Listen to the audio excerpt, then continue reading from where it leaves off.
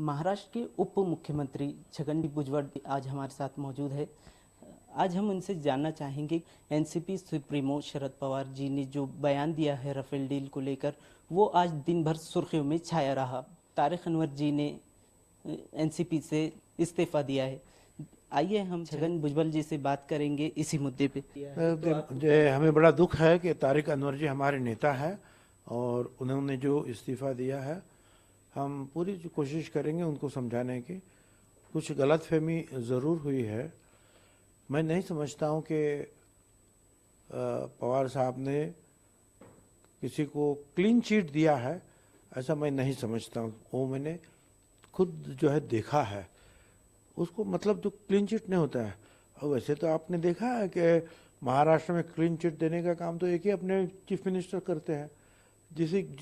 किसी के ऊपर इल्ज़ाम लगाओ, किसी मिनिस्टर के ऊपर, 1 मिनट के अंदर क्लीन चिट चीफ मिनिस्टर का। तो पवार साहब थोड़े चीफ मिनिस्टर फडणवीस है कि वो किसी को क्लीन चिट देंगे। सवाल ये है कि पवार साहब ने ये कहा कि जेपीसी होना चाहिए। जेपीसी कहाँ कब होता है? अगर शक हो किसी के ऊपर तो उसकी इंक्वायरी के लिए जेपीसी होता है। अगर शक नहीं होता उनके ऊपर तो वो जेपीसी की मांग करते क्या? और क्लीन चिट की बात होती तो फिर जेपीसी की बात भी नहीं होती। तो क्लीन चिट ही क्लीन चिट, जेपीसी की बात क्या कहाँ से आई? फिर जब जेपीसी की बात हुई है, इसका मतलब जो है उनके ऊपर जो है उन्होंने उंगली रखी है। और ये तो सबको पता है कि वो कहने की भी ज़रूरत नहीं है। दिल्ली में एक पत्ता भी नहीं हिलता है सिवा नरेंद्र मोदी साहब के। और जब ये जेपीसी की मांग हो रही है, ये संदेह जो है दिल में रखकर कि इसमें ज़रूर कुछ हुआ है, इसका मतलब ये है उंगली नरेंद्र मोदी जी की तरफ जो है अपने आप उठाई गई है। तो मैं समझता हूँ कि इस गलत फहमी को दूर करना बड़ी आवश्यकता है।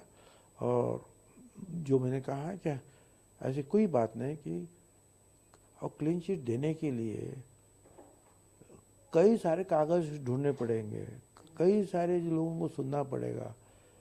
अभी तो जो आ रहा है, जो फ्रांस के भूतपूर्व जो प्रेसिडेंट साहब होलांदो, उन्होंने भी कहा है कि भाई ये तो भारत सरकार ने जो अंबानी का नाम हमारे सामने किया। हमें तो 3-4 बात का जो है सवाल हमारे दिमाग में है। एक तो भाई 550 करोड़ का जो प्लेन था, तो वो 1650 करोड़ रुपए कैसे हुआ? ये एक बात हुई। दूसरी बात, अंबानी को जो 15 दिन में कैसा कॉन्ट्रैक्ट मिला? और तीसरी बात जो है, जो हमारे नासिक में, जहाँ से मैं जिस डिस्ट्रिक्ट से मैं जो है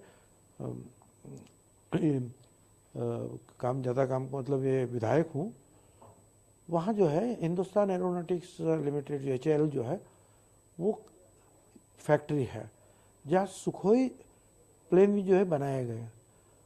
अब जो है अगले महीने से जो उनके हाथ में कोई काम नहीं है, 4-5 हज़ार लोग जो है बेकार हो जाएंगे।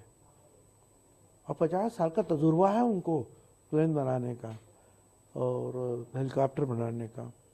तो उनका नाम जो है आइन वक्त के ऊपर कैसे पीछे गया?